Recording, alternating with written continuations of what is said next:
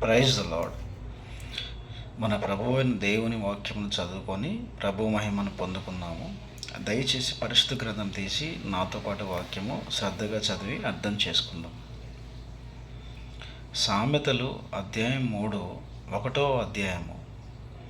నా కుమారుడా, నా ఉపదేశమును మరువకుము, నా ఆజ్ఞలను హృదయపూర్వకముగా గైకొనుము.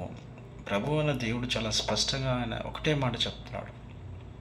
ఏంటి అంటే, మనలను ఆయన తన పిల్లలుగా చాలా స్పష్టంగా చెప్తున్నారు. నా కుమారుడు అంటే ఏంటిది? ఆయన మనకి ఒక తండ్రి అన్నమాట.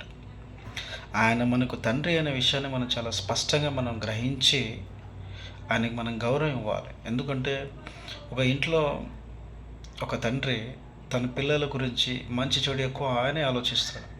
ఒక ఇంటికి కావాల్సింది, ఇంట్లో ఉన్న వాళ్ళకి, ఇంట్లో ఉన్న ప్రతి ఒక్క దాన్ని, ఎవరికి ఏం కావాలి, ఎవరికి ఏమి ఇవ్వాలని అందరి మంచి గురించి ఆలోచిస్తూ ఉంటాడు. ఆ విధంగానే మన ప్రభువు అనే దేవుడు మనకి ఇక్కడ తండ్రిగా చాలా స్పష్టంగా కనిపిస్తున్నాడు. ఆయన మనల్ని తన ప్రియ పిల్లలుగా చూస్తూ చాలా స్పష్టంగా ఏం చెప్తున్నారు? నా ఉపదేశమును మరవకము. ఆయన ఏదైతే చెప్పారో దాన్ని ఏమాత్రం మరవద్దు అని చెప్తాం. మరవద్దు అంటే అర్థం ఏంటి?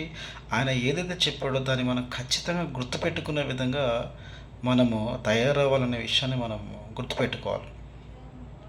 నా ఆజ్ఞలను హృదయపూర్వకముగా గైకొనడం అంటే ఖచ్చితంగా నేర్చుకోవాలని. చిన్నప్పటి నుంచి స్కూల్స్లో కానీ పెద్ద అయిన తర్వాత కూడా మనం చదువుకుంటాం కదా, ఏదైనా కొన్ని విషయాలు చాలా అంటే చాలా, అసలు ఇప్పటికి కూడా మర్చిపోకుండా వాటిని అలానే ఉంచుకుంటాం. అవి మన హృదయంలో అలానే ఉంటాయి. ఎందుకు? అవన్నీ మనకు మంచి చేస్తాయి కాబట్టి వాటన్నిటిని మనం కూడా మర్చిపోకుండా అలానే గుర్తుపెట్టుకున్నాం.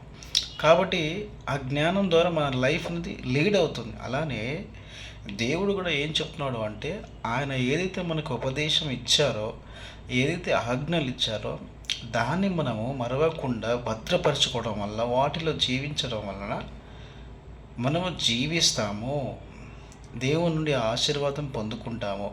యోసేపు జీవితాన్ని చూడండి. ఐగుప్తు దేశంలో ఒక బానిసగా ఉన్నాడు. దేవుని ఉపదేశంలో వింటూ దేవుని ఆజ్ఞలు జీవించాడు. ఎన్నో కష్టాలు పడినా కానీ ఆఖరికి దేవుడు అతన్ని ఐగుప్తు దేశానికి గొప్పవాడిగా, అధిపతిగా చేశాడు. కాబట్టి దేవుడు ఏదైనా చెప్తున్నాడు అంటే కష్టమైనా కానీ, బాధ అయినా కానీ, శ్రమ అయినా కానీ విని అందులో నడుచుకోవడం అలవాటు చేసుకోవాలి. తర్వాత రిజల్ట్ చాలా ఆనందంగా ఉంటుంది. అది దేవుడు.